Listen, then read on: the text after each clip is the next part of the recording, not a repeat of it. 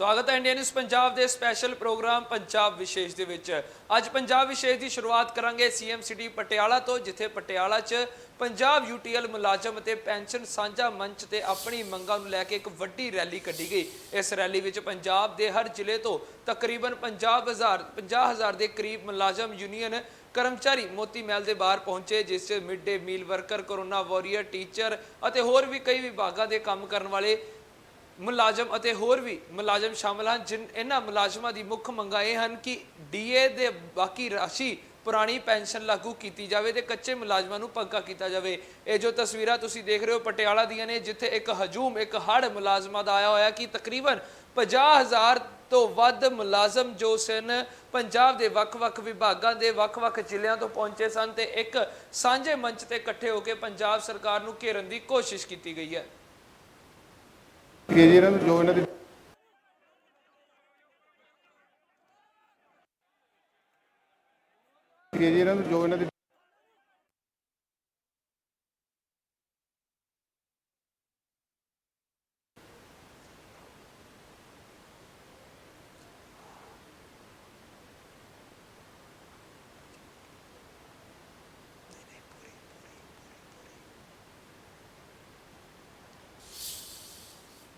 जो तो उधर ही प्रधान बनने तो बाद नवजोत सिद्धू लगातार सरगर्म होंगे नज़र आ रहे हैं। तो अज सिद्धू लुधियाना ते जलंधर पहुंचे, जिथे उन्होंने कांग्रेस पार्टी के वर्करां ते विधायकों नाल मुलाकात की।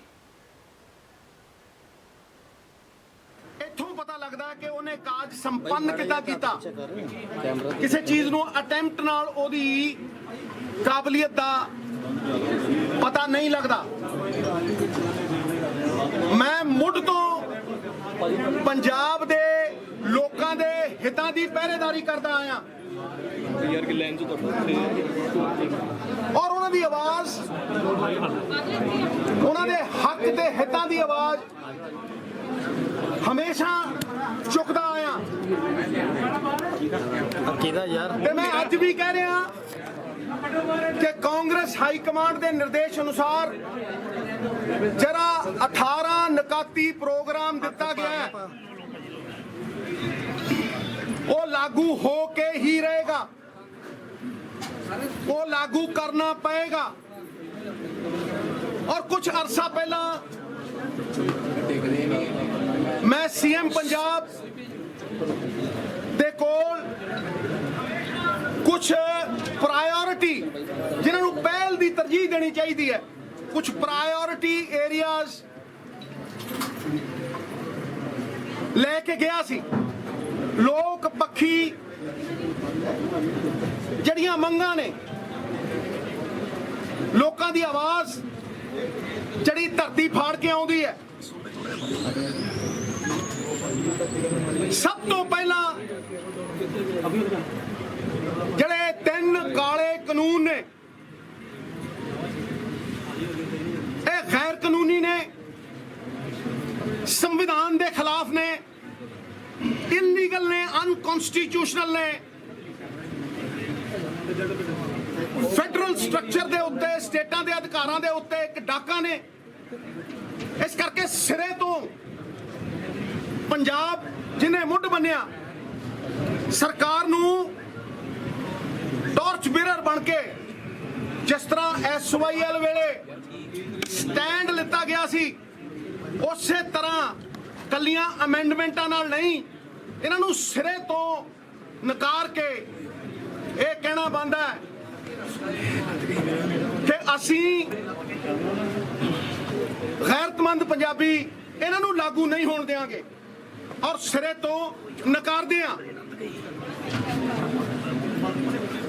ट्रेड एंड कॉमर्स की आड़ दे विच,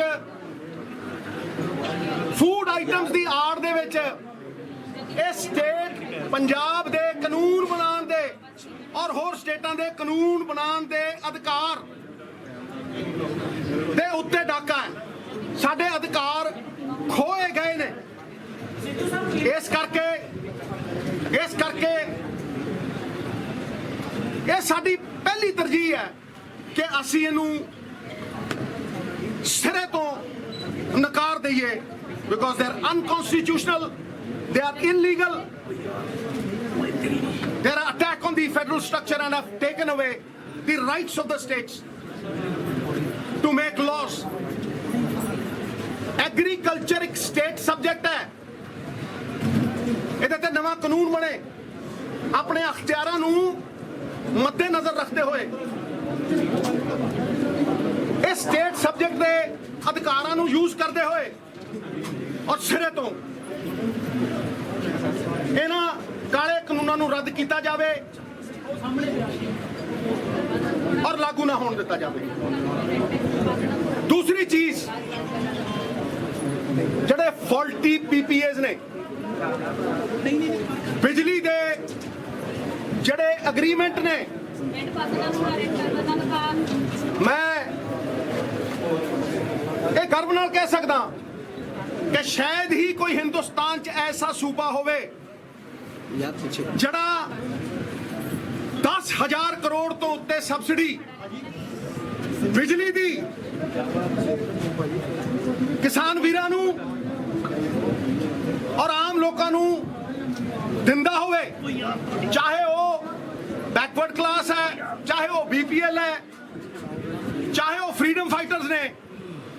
200 ਯੂਨਿਟ ਬਿਜਲੀ ਦੇ ਉਹਨਾਂ ਨੂੰ ਫ੍ਰੀ ਦਿੱਤੇ ਜਾਂਦੇ ਆ ਤੇ ਕਿਸਾਨਾਂ ਨੂੰ ਬਿਜਲੀ ਫ੍ਰੀ ਹੈ।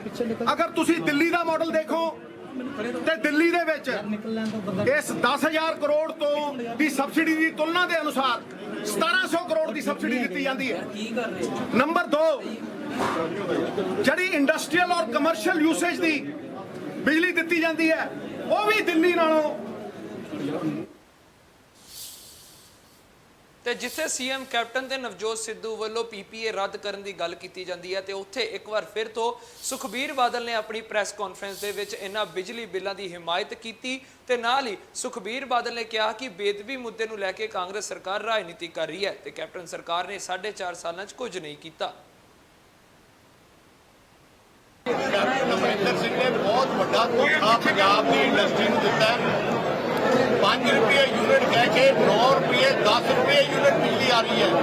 ਮੈਨੂੰ ਗੋਬਿੰਦਗੜ੍ਹ ਦੀ ਇੰਡਸਟਰੀ ਮਿਲੀ ਸੀ, ਮੈਨੂੰ ਲੁਧਿਆਣੇ ਦੇ ਇੰਡਸਟਰੀਜ਼ ਮਿਲੇ ਸੀ, ਸਾਰੇ ਵਿਚਾਰੇ ਉਦਾਸ ਸੀ ਕਿ 9 ਰੁਪਏ 10 ਰੁਪਏ ਤਾਂ ਹੁਣ ਬਿਜਲੀ ਆ ਰਹੀ ਹੈ। ਨਾਲੇ ਵੱਡੀ ਗੱਲ ਹੈ ਬਿਜਲੀ ਦੇ ਕੱਟ ਲੱਗਣ ਲੱਗੇ, 4-4 ਘੰਟੇ 5-5 ਘੰਟੇ ਕੱਟ ਲੱਗਦੇ ਆ। ਜੇ ਜਨਰੇਟਰ ਚਲਾਉਂਦੇ ਆ ਤਾਂ ਉਹਨਾਂ ਨੂੰ 20 ਰੁਪਏ ਯੂਨਿਟ ਪੈ ਰਹੀ ਹੈ। ਪੰਜਾਬ ਦੀ ਇੰਡਸਟਰੀ ਬਿਲਕੁਲ ਤਬਾਹ ਹੋ ਗਈ ਹੈ। ਆ ਪਾਲਿਸੀ ਕੈਪਟਨ ਕਾਂਗਰਸ ਸਰਕਾਰ ਨੇ ਜਿਹੜਾ ਇੱਕ ਤਰਫਾ ਸਮਝੌਤੇ ਕੀਤੇ ਗਏ ਨੇ ਜੀ ਉਹ ਰੱਦ ਕਰਨ ਦੀ ਗੱਲ ਕੀਤੀ ਗਈ ਹੈ ਕੈਪਟਨ ਜੇ ਉਹ ਸੋਚਦੇ ਆ ਸਮਝੌਤੇ ਗਲਤ ਹੈ ਫਿਰ 4.5 ਸਾਲ ਕਿਉਂ ਨਹੀਂ ਰੱਦ ਕੀਤੇ। ਸਾਨੂੰ ਕੋਈ ਪ੍ਰੋਬਲਮ ਨਹੀਂ ਹੈ ਪਰ ਮੈਂ ਬੇਨਤੀ ਇੱਕ ਗੱਲ ਕਰਨਾ ਚਾਹੁੰਦਾ ਇੰਤਜ਼ਾਮ ਲੋਕਾਂ ਨੂੰ ਬਿਜਲੀ ਚਾਹੀਦੀ ਹੈ। 2 ਰੁਪਏ 86 ਪੈਸੇ ਦੇ ਅਸੀਂ ਸਮਝੌਤੇ ਕੀਤੇ। ਮੈਨੂੰ ਅੱਜ ਤੱਕ ਕੋਈ ਵੀ ਸਮਝੌਤਾ ਲਿਆ ਦਿਓ ਜਿਹੜਾ 2 ਰੁਪਏ 86 ਪੈਸੇ ਤੋਂ ਘੱਟ ਹੋਵੇ। ਆ ਜਿਹੜੇ ਸਮਝੌਤੇ ਹੈ ਉਹ ਮਨਮੋਹਨ ਸਿੰਘ ਜੋ ਫਾਈਨੈਂਸ ਮਿਨਿਸਟਰ ਸੀ, ਪ੍ਰਧਾਨ ਮੰਤਰੀ ਸੀ, ਉਹਨਾਂ ਨੇ ਪੂਰੇ ਦੇਸ਼ ਵਾਸਤੇ ਫਾਰਮੈਟ ਦਿੱਤਾ ਜਿਹਦੇ ਫਾਰਮੈਟ ਤੇ ਹੋਏ ਹੈ। ਜੇ ਇਹਨੂੰ ਰੱਦ ਕਰਨੇ ਆ ਕਰ ਲਓ, ਸਾਨੂੰ ਕੋਈ ਪ੍ਰੋਬਲਮ ਨਹੀਂ ਹੈ ਪਰ ਬਿਜਲੀ ਦਾ ਇੰਤਜ਼ਾਮ ਕਰੋ। ਰੱਦ ਕਰਨੇ ਬੜੇ ਸੌਖੇ ਹੈ, ਬਿਜਲੀ ਪੈਦਾ ਕਰਨੀ ਕਿਵੇਂ ਲਿਆਉਂਦੇ ਬਿਜਲੀ? ਕਾਂਗਰਸ ਦਾ ਪ੍ਰਧਾਨ ਉਹ ਹੈ, ਮੁੱਖ ਮੰਤਰੀ ਉਹਨਾਂ ਦਾ ਹੈ, ਫੈਸਲਾ ਤਾਂ ਉਹਨਾਂ ਨੇ ਕਰਨਾ ਹੈ। ਕਿਉਂ ਨਹੀਂ ਕਰਦੇ?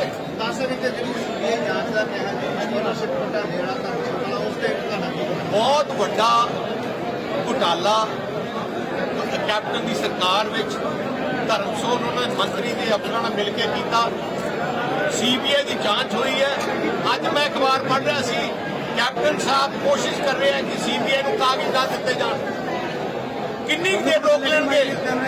6 ਮਹੀਨੇ ਬਾਅਦ ਅਸੀਂ ਤਾਂ ਪਹਿਲੀ ਮੰਗ ਕੀਤੀ CBI ਦੀ। ਕਰੋੜਾਂ ਰੁਪਏ ਗਰੀਬਾਂ ਦੀ ਪੜ੍ਹਾਈ ਦਾ ਪੈਸਾ, ਤਕਰੀਬਨ 3 ਲੱਖ ਗਰੀਬ ਬੱਚੇ ਜਿਹੜੇ ਪੜ੍ਹ ਸਕਦੇ ਸੀ ਉਹਨਾਂ ਦੀਆਂ ਪੈਸਾ ਖਾ ਗਏ ਧਰਮਸੋਤ ਵਰਗੇ ਇਹ ਜੇ ਬਦਨਾਮ ਮੰਤਰੀ।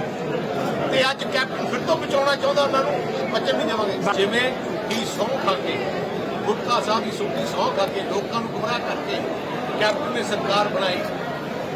ਹੁਣ ਤਾਂ ਉਹਨਾਂ ਦੀ ਸਰਕਾਰ ਹੈ। 4.5 ਸਾਲ ਹੋ ਗਏ। ਮੈਨੂੰ ਦੱਸ ਦਿਓ ਇੱਕ ਸ਼੍ਰੋਮਣੀ ਅਕਾਲੀ ਦਲ ਦੇ ਵਰਕਰ ਜਿਹਦੇ ਖਿਲਾਫ ਬੇਅਦਬੀ ਦਾ ਕੋਈ ਪਰਚਾ ਦਰਜ ਹੋਇਆ ਹੋਵੇ। ਝੂਠ ਜਿੰਨਾ ਮਰਜ਼ੀ ਬੋਲਣ, ਸੱਚ ਸੱਚ ਹੀ ਰਹਿੰਦਾ ਹੈ। ਤੇ ਮੈਂ ਅੱਜ ਦੱਸਦਾ ਪਰਮਾਤਮਾ ਦੇ ਕਚਹਿਰੀ ਵਿੱਚ ਇਨਸਾਫ ਹੁੰਦਾ ਹੀ ਹੁੰਦਾ ਹੈ। ਮੈਂ ਪਰਮਾਤਮਾ ਦੇ ਚਰਨਾਂ 'ਚ ਆਹੀ ਅਰਦਾਸ ਕੀਤੀ ਸੀ ਕਿ ਜਿਹੜਾ ਸਿਆਸਤ ਕਰੇ ਉਹਦਾ ਕੱਖ ਨਾ ਰਹੇ ਜਿਹੜਾ ਹੈਗਾ। ਤੇ ਤੁਸੀਂ ਦੇਖੋ ਜਿਨ੍ਹਾਂ ਨੇ ਸਿਆਸਤ ਕੀਤੀ ਅੱਜ ਸਾਰੇ ਉਹਨਾਂ ਦਾ ਕੱਖ ਨਹੀਂ ਰਿਹਾ। ਕੈਪਟਨ ਵੀ ਬੁਰਾ ਹਾਲ ਹੋ ਗਿਆ, ਜਾਖੜ ਵੀ ਲਾ ਦਿੱਤਾ, ਆ ਬੈਂਸ ਬ੍ਰਦਰ ਦੇਖੋ ਪਰਚਾ ਹੋ ਗਿਆ। ਜਿੰਨੇ ਸਿਆਸਤ ਕਰਦੇ, ਜਿਹੜਾ ਪਰਮਾਤਮਾ ਦੇ ਨਾਂ ਤੇ ਸਿਆਸਤ ਕਰੂਗਾ ਉਹ ਕਿਤੇ ਜ਼ਿੰਦਗੀ 'ਚ ਪੱਕਾ।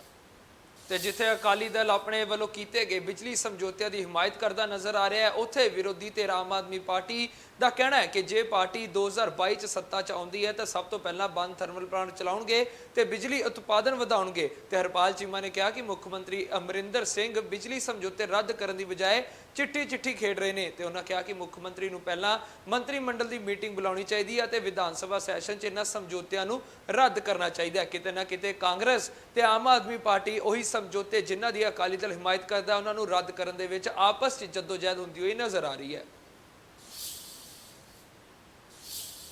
ਸਾਡੇ ਨਾਲ ਵਿਰੋਧੀ ਧਿਰ ਦੇ ਨੇਤਾ ਹਰਪਾਲ ਸਿੰਘ ਚੀਮਾ ਮੌਜੂਦ ਨੇ। ਅਸੀਂ ਗੱਲਬਾਤ ਕਰਾਂਗੇ। ਚੀਮਾ ਸਾਹਿਬ, ਕੈਪਟਨ ਅਮਰਿੰਦਰ ਸਿੰਘ ਵੱਲੋਂ ਜਿਹੜੀ ਬਿਜਲੀ ਤੇ ਸਮਝੌਤਿਆਂ ਸੰਬੰਧੀ ਚਿੱਠੀ ਲਿਖੀ ਗਈ ਆ, ਕੀ ਕਹਿਣਾ ਹੈਗਾ ਪਾਰਟੀ ਦਾ ਉਹਦੇ ਬਾਰੇ? ਦੇਖੋ, ਮੈਂ ਸਮਝਦਾ ਕੈਪਟਨ ਸਾਹਿਬ ਚਿੱਠੀ ਖੇਡ ਰਹੇ ਨੇਗੇ, ਜਦ ਕਿ ਜਿਹੜੇ ਪਾਵਰ ਪਰਚੇਜ ਐਗਰੀਮੈਂਟ ਨੇਗੇ ਇਹ ਕੈਬਨਿਟ ਦੀ ਮਨਜ਼ੂਰੀ ਨਾਲ ਪਾਸ ਹੋਏ ਸੀਗੇ, ਕੈਬਨਿਟ ਨੇ ਮੋਹਰ ਲਾਈ ਸੀਗੀ, ਕੈਬਨਿਟ ਦੀ ਇਹਨੂੰ ਰੱਦ ਕਰ ਸਕਦੀ ਹੈ। ਕੈਬਨਿਟ ਦੀ ਮੀਟਿੰਗ ਕਿਉਂ ਨਹੀਂ ਬੁਲਾਉਂਦੇ ਕੈਪਟਨ ਸਾਹਿਬ? ਪੰਜਾਬ ਦੀ ਵਿਧਾਨ ਸਭਾ ਦਾ ਸੈਸ਼ਨ ਕਿਉਂ ਨਹੀਂ ਬੁਲਾਉਂਦੇ ਕੈਪਟਨ ਸਾਹਿਬ? ਇੱਥੋਂ ਪਤਾ ਲੱਗਦਾ ਕਿ ਇਹਨਾਂ ਦੀ ਨੀਅਤ ਦੇ ਵਿੱਚ ਖੋਟ ਆ। ਕੈਪਟਨ ਸਾਹਿਬ ਨਹੀਂ ਚਾਹੁੰਦੇ ਕਿ ਜਿਹੜਾ ਕਮਿਸ਼ਨ ਪਹਿਲਾਂ ਅਕਾਲੀ ਦਲ ਲੈਂਦਾ ਹੁੰਦਾ ਸੀਗਾ ਉਹੀ ਕਮਿਸ਼ਨ ਅੱਜ ਕਾਂਗਰਸ ਪਾਰਟੀ ਨੂੰ ਮਿਲ ਰਿਹਾ ਹੈਗਾ। ਸੋ ਉਹ ਕਮਿਸ਼ਨ ਨੂੰ ਜਿਹੜਾ ਛੱਡਣਾ ਨਹੀਂ ਚਾਹੁੰਦੇ। ਇਹੀ ਕਾਰਨ ਆ ਕਿ ਐਗਰੀਮੈਂਟ ਨੂੰ ਤੋੜਨ ਦੇ ਲਈ ਚਿੱਠੀ ਦੀ ਖੇਡ ਰਹੇ ਨੇ, ਜਦ ਕਿ ਬੁਲਾਉਣਾ ਚਾਹੀਦੀ ਇਹਨੂੰ ਕੈਬਨਿਟ ਦੀ ਮੀਟਿੰਗ ਬੁਲਾਉਣੀ ਚਾਹੀਦੀ ਆ। ਕੈਬਨਿਟ ਦੀ ਮੀਟਿੰਗ ਬੁਲਾ ਕੇ ਉਹ 'ਚ ਰੱਦ ਕਰਕੇ ਵਿਧਾਨ ਸਭਾ ਦਾ ਸੈਸ਼ਨ ਬੁਲਾਉਣਾ ਚਾਹੀਦਾ। ਉਹ ਤੋਂ ਬੁਲਾਉਣ ਤੋਂ ਭੱਜ ਰਹੇ ਨੇ। ਇੱਥੋਂ ਪਤਾ ਲੱਗਦਾ ਕਿ ਕਾਂਗਰਸ ਪਾਰਟੀ ਜਿਹੜੀ ਆ ਉਹ ਐਗਰੀਮੈਂਟ ਰੱਦ ਨਹੀਂ ਕਰਨਾ ਚਾਹੁੰਦੀ। ਇੱਕ ਜਿਹੜਾ ਕੋਰੀਡੋਰ ਸੰਬੰਧੀ ਜਿਹੜੀ ਚਿੱਠੀ ਲਿਖੀ ਗਈ ਸੀ ਉਹਦੇ ਬਾਰੇ ਕੀ ਕਹਿਣਾ ਹੈਗਾ ਜੀ ਤੁਹਾਡਾ? ਦੇਖੋ, ਮੈਂ ਸਮਝਦਾ ਕੈਪਟਨ ਸਾਹਿਬ ਨੂੰ ਚਾਹੀਦਾ ਕਿ ਉਹ ਜਾ ਕੇ ਦੇਸ਼ ਦੇ ਪ੍ਰਧਾਨ ਮੰਤਰੀ ਸਾਹਿਬ ਕੋਲ ਮਿਲਣ, ਜਾ ਕੇ ਕਿਸਾਨ ਦੀ ਗੱਲ ਕਰਨ, ਜਾ ਕੇ ਕਰਤਾਰਪੁਰ ਕੋਰੀਡੋਰ ਦੀ ਗੱਲ ਕਰਨ।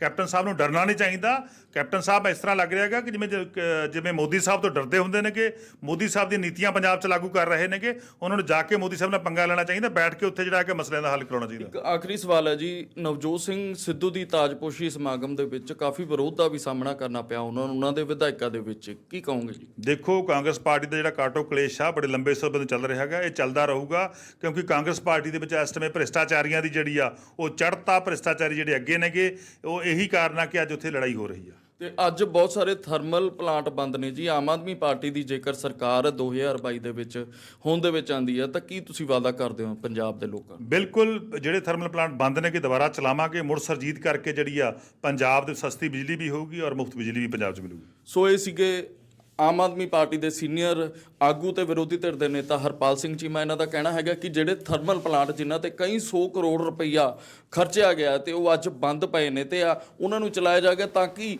ਪੰਜਾਬ ਦੇ ਵਿੱਚ ਹੋਰ ਬਿਜਲੀ ਦੀ ਪੈਦਾਵਾਰ ਹੋਵੇ। ਤੇ ਜਿਹੜੇ ਅੱਜ ਦੀ ਡੇਟ ਦੇ ਵਿੱਚ ਕੱਟ ਲੱਗ ਰਹੇ ਨੇ। ਤੇ ਉਧਰ ਹੀ ਅਕਾਲੀ ਦਲ ਦੇ ਸੀਨੀਅਰ ਬੁਲਾਰੇ ਅਤੇ ਸੰਸਦ ਮੈਂਬਰ ਪ੍ਰੋਫੈਸਰ ਪ੍ਰੇਮ ਸਿੰਘ ਚੰਦੂ ਮਾਜਰਾ ਨੇ ਕਿਹਾ ਕਿ ਅੱਜ ਮੁੱਖ ਮੰਤਰੀ ਕੈਪਟਨ ਅਮਰਿੰਦਰ ਸਿੰਘ ਦੀ ਸਰਕਾਰ ਹਰ ਵਰਗ ਦੀ ਮੁਸ਼ਕਲ ਠੀਕ ਕਰਨ 'ਚ ਨਾਕਾਮ ਹੋਈ ਹੈ। ਤੇ ਉਹਨਾਂ ਦੇ ਨਾਲ ਹੀ ਦਲਜੀਤ ਚੀਮਾ ਨੇ ਵੀ ਸਰਕਾਰ ਤੇ ਨਿਸ਼ਾਨੇ ਸਾਧੇ ਨੇ। ਜਿੱਡੀ ਵੱਡੀ ਅੱਜ ਮੁਲਾਜ਼ਮਾਂ ਦੀ ਪਟਿਆਲੇ ਰੈਲੀ ਹੋਈ ਹੈ, ਇਹ ਆਪਣੇ ਆਪ ਦੇ ਵਿੱਚ ਇੱਕ ਇਤਿਹਾਸਕ ਰਿਕਾਰਡ, ਕਿਉਂਕਿ ਹਰ ਮਹਿਕਮੇ ਦਾ ਮੁਲਾਜ਼ਮ ਜਿਹੜਾ ਸਰਕਾਰ ਤੋਂ ਦੁਖੀ ਹੈ। ਪਹਿਲੀ ਗੱਲ ਕਿ ਐਡਾ ਵੱਡਾ ਧੋਖਾ ਕਿ ਪੇ ਕਮਿਸ਼ਨ ਦੀ ਰਿਪੋਰਟ ਜਿਹੜੀ ਹੈ ਅਨਾਉਂਸ ਕਰ ਦਿੱਤੀ ਤੇ ਲਾਗੂ ਜਿਹੜਾ ਕਰਨਾ ਉਹ ਸਾਰਾ ਕੁਝ ਅਗਲੀ ਸਰਕਾਰ ਦੇ ਉੱਤੇ ਛੱਡ ਦਿੱਤਾ ਕਿ ਅਗਲੀ ਸਰਕਾਰ ਆ ਕੇ ਲਾਗੂ ਕਰੇ। ਔਰ ਬਹੁਤ ਸਾਰੇ ਮੁਲਾਜ਼ਮਾਂ ਦੇ, ਖਾਸ ਕਰਕੇ ਡਾਕਟਰਾਂ ਦੇ, ਹੋਰ ਸਟਾਫ ਦੇ ਜਿਹੜੇ ਇੰਪੋਰਟੈਂਟ ਭੱਤੇ ਸੀ ਉਹ ਵੀ ਇਹਦੇ 'ਚ ਕੱਟ ਲਏ। ਔਰ ਬਹੁਤ ਸਾਰੇ ਇਹੋ ਜਿਹੇ ਆ ਜਿਨ੍ਹਾਂ ਦੀ ਪੇ ਕਮਿਸ਼ਨ ਦੇ ਵਿੱਚ ਦੁਬਾਰਾ ਲਾਗੂ ਹੋਣ 'ਤੇ ਤਨਖਾਹ ਪਹਿਲਾਂ ਨਾਲੋਂ ਵੀ ਘੱਟ ਰਹੀ। ਇਸ ਲਈ ਸਰਕਾਰ ਦੀ ਡਿਊਟੀ ਬਣਦੀ ਸੀ ਕਿ ਇਮੀਡੀਏਟਲੀ ਇਹਨੂੰ 2017 ਤੋਂ ਲਾਗੂ ਕਰ ਦੇ। ਇਹਨਾਂ ਦੇ ਮੈਨੀਫੈਸਟੋ ਦੇ ਵਿੱਚ ਵੀ ਸੀ ਪਹਿਲਾਂ ਤਾਂ ਇੱਕ ਸਾਲ ਕਰਕੇ ਅਖੀਰਲੇ ਸਾਲ 'ਤੇ ਲੈਣ ਦਾ, ਤੇ ਅਖੀਰਲੇ ਸਾਲ ਦੇ ਵਿੱਚ ਵੀ ਹੁਣ ਅਨਾਉਂਸਮੈਂਟ ਕਰਕੇ ਤੇ ਜਿਹੜੇ ਸਾਰੇ ਉਹਨਾਂ ਦੇ ਏਰੀਅਰ ਹੈ ਉਹ ਅੱਗੇ ਅਗਲੀ ਸਰਕਾਰ ਨੂੰ ਪਾ ਦਿੱਤੇ। ਇਸ ਕਰਕੇ ਇਸ ਧੋਖੇਦੇਹੀ ਦੇ ਖਿਲਾਫ ਅੱਜ ਜਿਹੜਾ ਮੁਲਾਜ਼ਮਾਂ ਨੇ ਸੰਘਰਸ਼ ਕੀਤਾ ਮੈਂ ਉਹਦਾ ਹਮਾਇਤ ਵੀ ਕਰਦਾ, ਪਰ ਅਫਸੋਸ ਇਸ ਗੱਲ ਦਾ ਹੈ ਕਿ ਸਰਕਾਰ ਖੁਦ ਹੜਤਾਲ ਤੇ। ਹੁਣ ਸੁਣੇ ਕੌਣ ਲੋਕਾਂ ਦੀ? ਮੁਲਾਜ਼ਮ ਹੜਤਾਲ ਤੇ ਹੈ, ਬਾਕੀ ਮਹਿਕਮੇ ਲੋਕੀ ਜਿਹੜੇ ਆ ਤਰਸ ਰਹੇ ਆ, ਪਰ ਸਰਕਾਰ ਤਾਂ ਖੁਦ ਹੜਤਾਲ ਤੇ ਬੈਠੀ। ਇੱਕ ਪਾਸੇ ਮੁੱਖ ਮੰਤਰੀ ਸਾਹਿਬ 6ਵੇਂ ਵਿੱਤ ਕਮਿਸ਼ਨ ਦੀਆਂ ਸਿਫਾਰਸ਼ਾਂ ਨੇ ਪੰਜਾਬ ਦੇ ਮੁਲਾਜ਼ਮ ਵਰਗ ਦੇ ਵਿੱਚ ਬਹੁਤ ਵੱਡੀ ਬੇਚੈਨੀ ਛੇੜੀ ਹੋਈ ਹੈ। ਅਫਸੋਸ ਇਸ ਗੱਲ ਦਾ ਕਿ ਪੰਜਾਬ ਸਰਕਾਰ ਬਿਲਕੁਲ ਬੇਧਿਆਨ ਹੋਈ ਬੈਠੀ ਆ। ਅੱਜ ਪੰਜਾਬ ਪਟਿਆਲੇ ਸ਼ਹਿਰ ਦੇ ਵਿੱਚ ਜੋ ਕੈਪਟਨ ਅਮਰਿੰਦਰ ਸਿੰਘ ਹੋਰਾਂ ਦਾ ਆਪਣਾ ਜੱਦੀ ਜ਼ਿਲ੍ਹਾ ਮੰਨਿਆ ਜਾਂਦਾ, ਸ਼ਹਿਰ ਮੰਨਿਆ ਜਾਂਦਾ, ਉਹਨਾਂ ਦਾ ਆਪਣਾ ਹਲਕਾ ਮਹਾ ਰੈਲੀ ਪੰਜਾਬ ਭਰ ਦੇ ਮੁਲਾਜ਼ਮਾਂ ਵੱਲੋਂ ਕੱਢੀ ਜਾ ਰਹੀ ਆ ਔਰ ਮੁਲਾਜ਼ਮਾਂ ਵਿੱਚ ਗੁੱਸਾ ਵੀ ਆ, ਰੋਸ ਵੀ ਆ, ਜੋਸ਼ ਵੀ ਆ ਔਰ ਪੰਜਾਬ ਸਰਕਾਰ ਪ੍ਰਤੀ ਲਲਕਾਰ ਵੀ ਆ ਕਿ ਉਹਨਾਂ ਨਾਲ ਇਹ ਅਨਿਆਂ ਤੇ ਜਿਹੜਾ ਧੱਕਾ ਉਹ ਕਿਸੇ ਤਰ੍ਹਾਂ ਬਰਦਾਸ਼ਤ ਨਹੀਂ ਹੋ ਸਕਦਾ। ਪੰਜਾਬ ਗਵਰਨਮੈਂਟ ਨੂੰ ਚਾਹੀਦਾ ਮਹਿਸੂਸ ਕਰਨਾ ਕਿ ਮੁਲਾਜ਼ਮ ਜਿਹੜੇ ਨੇ ਸਰਕਾਰ ਦਾ ਅਹਿਮ ਅੰਗ ਨੇ, ਜੇ ਅੰਗ ਹੀ ਕਮਜ਼ੋਰ ਹੋਣਗੇ ਤਾਂ ਸਰੀਰ ਕੀ ਕਮਾਏਗਾ। ਸੋ ਸਰਕਾਰ ਨੂੰ ਮੁਲਾਜ਼ਮਾਂ ਦੀਆਂ ਜਾਇਜ਼ ਮੰਗਾਂ ਵੱਲ ਧਿਆਨ ਦੇਣਾ ਚਾਹੀਦਾ। ਉਹਨਾਂ ਦੇ ਅਸਲੀ ਜਿਹੜੇ ਜਾਇਜ਼ ਮਸਲੇ ਨੇ ਉਹ ਹੱਲ ਹੋਣੇ ਚਾਹੀਦੇ ਨੇ। ਅੱਜ ਸਾਰਾ ਪੰਜਾਬ ਠੱਪ ਹੋਇਆ ਖੜਾ ਕਿਉਂਕਿ ਐਗਜ਼ੀਕਿਊਟ ਸਰਕਾਰ ਦੀਆਂ ਪਾਲਿਸੀਆਂ ਨੂੰ ਮੁਲਾਜ਼ਮਾਂ ਨੇ ਕਰਨਾ ਹੁੰਦਾ। ਅੱਜ ਸਾਰੇ ਦਫ਼ਤਰ ਪੰਜਾਬ ਦੇ ਬੰਦ ਹੋਣੇ, ਮੁਲਾਜ਼ਮਾਂ ਦਾ ਸੜਕਾਂ ਤੇ ਆਉਣਾ ਔਰ ਐਡੀ ਵਿਸ਼ਾਲ ਰੈਲੀ ਕੱਢਣੀ ਤੇ ਸਰਕਾਰ ਲਈ ਇੱਕ ਬਹੁਤ ਵੱਡਾ ਚੈਲੰਜ ਆ, ਲਲਕਾਰ ਆ। ਸਰਕਾਰ ਨੂੰ ਧਿਆਨ ਦੇਣ ਦੀ ਲੋੜ ਆ। ਪੰਜਾਬ ਕਿਸਾਨ ਸੰਘਰਸ਼ ਦੇ ਵਿੱਚ ਲੱਗਿਆ ਹੋਇਆ, ਮੋਦੀ ਸਾਹਿਬ ਧਿਆਨ ਨਹੀਂ ਦੇ ਰਹੇ। ਕੈਪਟਨ ਅਮਰਿੰਦਰ ਸਿੰਘ ਹੁਣ ਮੁਲਾਜ਼ਮਾਂ ਦੀਆਂ ਮੰਗਾਂ ਵੱਲ ਧਿਆਨ ਨਹੀਂ ਦੇ ਰਹੇ। ਬੇਰੁਜ਼ਗਾਰ ਟੀਚਰ ਜਿਹੜੇ ਨੇ ਕੁੱਟੇ ਜਾ ਰਹੇ ਨੇ, ਤੰਗ ਕੀਤੇ ਜਾ ਰਹੇ ਨੇ। ਸੋ ਅੱਜ ਦਾ ਮੈਂ ਸਮਝਦਾ ਬਹੁਤ ਵੱਡਾ ਸੁਨੇਹਾ ਹੈ ਪੰਜਾਬ ਦੀ ਸਰਕਾਰ ਲਈ। ਤੇ ਇਹ ਤਾਂ ਗੱਲ ਹੋਈ ਪੰਜਾਬ ਦੀ ਸਿਆਸਤ ਦੀ। ਹੁਣ ਗੱਲ ਕਰਾਂਗੇ ਖੇਤੀ ਕਾਨੂੰਨਾਂ ਬਾਰੇ ਪੰਜਾਬ ਦੀਆਂ ਪਾਰਟੀਆਂ ਕੀ ਕਰ ਰਹੀਆਂ ਨੇ। ਸਭ ਤੋਂ ਪਹਿਲਾਂ ਗੱਲ ਕਰਦੇ ਹਾਂ ਅਕਾਲੀ ਦਲ ਦੀ।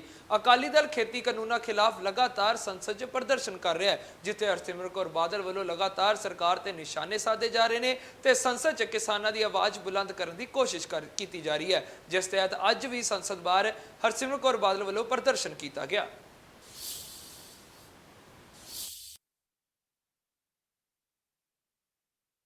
देखिए, सरकार चर्चा करना ही नहीं चाहती क्योंकि पार्लियामेंट चलाना सरकार का ओनस होता है और वो ये मांगे विपक्ष की मान जाए। सारा विपक्ष इकट्ठे खड़ा है कि दो मुद्दों की चर्चा की जाए। सबसे पहले किसानों की बात हो और दूसरा जो मुद्दा वो उठा रहे हैं। 9 दिनों से रोज मैं एडजॉर्नमेंट मोशन दे रही हूँ। जे सरकार चर्चा चाहती तो एडजॉर्नमेंट मोशन एडमिट करके समय देने से उन्हें कौन रोक रहा है। हकीकत ये है ये अन्नदाता विरोधी सरकार है। किसान मर रहे हैं, ये कहता कोई किसान मर नहीं रहा है। चाहे कोविड की चर्चा हो, वो कहता कोई ऑक्सीजन की कमी से नहीं चल रहा है। ये लोगों से टूट चुकी है और ये पार्लियामेंट की ऐसा मजाक बना के इस सरकार ने छोड़ दिया कि ये अकेले अन्नदाता का अपमान नहीं कर रही है, ये बाबा साहब अम्बेडकर का भी अपमान कर रही है। क्योंकि संविधान को अकेले नतमस्तक होके पार्लियामेंट में मत्था टेक के नहीं होता। संविधान प्रक्रिया को जिंदा रखना सरकार का दायित्व है और विपक्ष को बोलने ना दिया जाए, क्योंकि आप जासूसी से भाग रहे हैं, आपको कुछ छुपाने के लिए हैं। आप ये काले कानून को लागू करके कुछ पूंजीपतियों का फायदा करना चाह रहे हैं, जिस करके आप ये डिस्कशन से भाग रहे हैं और रद्द नहीं कर रहे। ये संविधान का अपमान मतलब बाबा साहब अम्बेडकर का भी अपमान है, इस पार्लियामेंट का अपमान है, टैक्स पेयर के पैसों का अपमान है और सबसे बड़ी बात जो देश भर का पेट भरता है उस अन्नदाता का बहुत बड़ा अपमान है। देखिए, बहुजन समाज पार्टी की मुखिया बहन कुमारी मायावती जी ने इस बात को स्पष्ट कर दिया था कि ये कानून जो है बहुत अपरिपक्व है और बिना किसानों से बात किए गए इन कानूनों को लाया गया है।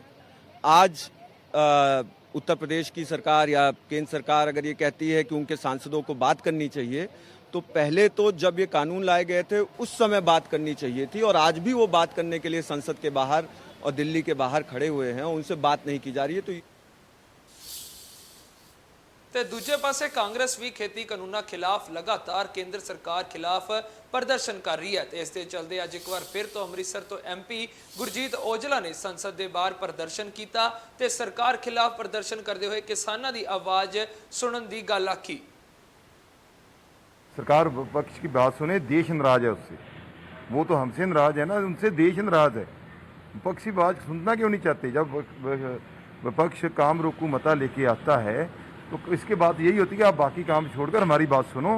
देश मांग रहा है कि ये किसान जो बॉर्डर पे बैठा है 500 के ऊपर जाने जा चुकी है, उसका क्या क्या कसूर है, बिल आप वापस क्यों नहीं करते, क्या मजबूरी है आपकी इतनी?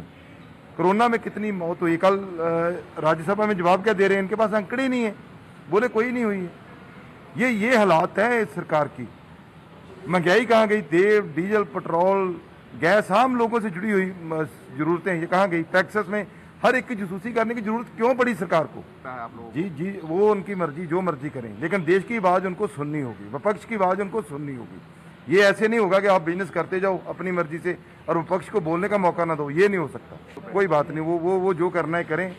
देखो, उनके साथ सारा देश नाराज है। वो पूछ रहा है कि लोग ऐसे कोरोना में क्यों मरे, कहाँ खड़े थे आप लोग? किसान क्यों मर रहा है, ये देश पूछ रहा है। देश उनसे नाराज है, वो देश की नाराजगी का जवाब दें। हमारी नाराजगी की कोई चिंता नहीं। हाउस चलेगा या नहीं चलेगा? बिल्कुल नहीं चलने देंगे जब तक ये जवाब नहीं देते इस बात का। हमारा मजदूर, हमारा किसान हमारे देश की सबसे बड़ी शान, वो बॉर्डर पे बैठा हुआ है। 500 से ऊपर जाने जा चुकी है, 500 से ऊपर, और हम लोग काम रोको मता लेके आते हैं, जजमेंट मोशन लेके आते हैं कि काम रोक कर पहले उसकी बात की जाए। पार्लियामेंट में ये बात करते नहीं है, बाहर आकर ये प्रेस कॉन्फ्रेंस कर देते हैं, हम जवाब देने के लिए तैयार हैं। जहाँ जवाब देना वहाँ करो ना।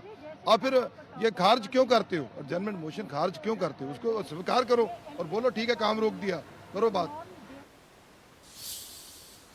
ਤੇ ਪੂਰੇ ਦੇਸ਼ ਦੇ ਵਿੱਚ ਜਿੱਥੇ ਕੁਦਰਤੀ ਕਹਿਰ ਦੇਖਿਆ ਜਾ ਰਿਹਾ ਹੈ, ਚਾਹੇ ਉਹ ਹਿਮਾਚਲ ਹੋਵੇ, ਜੰਮੂ ਕਸ਼ਮੀਰ ਹੋਵੇ ਜਾਂ ਕੋਈ ਹੋਰ ਸੂਬਾ ਹੋਵੇ, ਤੇ ਪੰਜਾਬ ਦੇ ਵਿੱਚ ਵੀ ਲਗਾਤਾਰ ਮੌਸਮ ਦੇ ਮੀਂਹ ਦਾ ਕਹਿਰ ਦੇਖਣ ਨੂੰ ਮਿਲ ਰਿਹਾ ਹੈ। ਉੱਥੇ ਹੀ ਅੱਜ ਪੰਜਾਬ ਦੇ ਜ਼ਿਲ੍ਹਾ ਕਪੂਰਥਲਾ ਦੇ ਵਿੱਚ ਮੌਸਮੀ ਮੀਂਹ ਦੀ ਘਾਤਕ ਤਬਾਹੀ ਸਾਹਮਣੇ ਆਈ ਹੈ। ਦੇਰ ਰਾਤ ਮੌਸਮੀ ਮੀਂਹ ਦਾ ਕਹਿਰ ਇੱਕ ਗਰੀਬ ਪਰਿਵਾਰ ਦੇ ਉੱਤੇ ਡਿੱਗਿਆ, ਜਿਨ੍ਹਾਂ ਦੀ ਛੱਤ ਡਿੱਗ ਗਈ ਤੇ ਉਸ ਵਕਤ ਇੱਕ ਵਿਧਵਾ ਬਜ਼ੁਰਗ ਮਹਿਲਾ ਆਪਣੀ ਨੂੰਹ ਅਤੇ ਆਪਣੇ 3 ਬੱਚਿਆਂ ਨਾਲ ਘਰ ਵਿੱਚ ਸੋ ਰਹੀ ਸੀ। ਇਸ ਦੌਰਾਨ ਨਾਲ ਲੱਗਦੇ ਕਮਰੇ ਦਾ ਲੈਂਟਰ ਡਿੱਗ ਗਿਆ। ਲੈਂਟਰ ਡਿੱਗਣ ਦੀ ਆਵਾਜ਼ ਸੁਣ ਕੇ ਇਲਾਕੇ ਦੇ ਲੋਕ ਘਰਾਂ ਤੋਂ ਬਾਹਰ ਆ ਗਏ ਤੇ ਪਰਿਵਾਰ ਨੂੰ ਘਰੋਂ ਬਾਹਰ ਕੱਢਿਆ ਗਿਆ। ਇਸ ਘਟਨਾ ਵਿੱਚ ਸ਼ੁਕਰ ਰਿਹਾ ਕਿ ਕੋਈ ਜਾਨੀ ਨੁਕਸਾਨ ਨਹੀਂ ਹੋਇਆ। ਇਸ ਘਟਨਾ ਨੂੰ ਤਕਰੀਬਨ 21 ਘੰਟੇ ਹੋ ਗਏ ਨੇ, ਪਰ ਜ਼ਿਲ੍ਹਾ ਕਪੂਰਥਲਾ ਦਾ ਕੋਈ ਵੀ ਪ੍ਰਸ਼ਾਸਨਿਕ ਅਧਿਕਾਰੀ ਉਸ ਪਰਿਵਾਰ ਦੀ ਸਾਰ ਲੈਣ ਨਹੀਂ ਆਇਆ।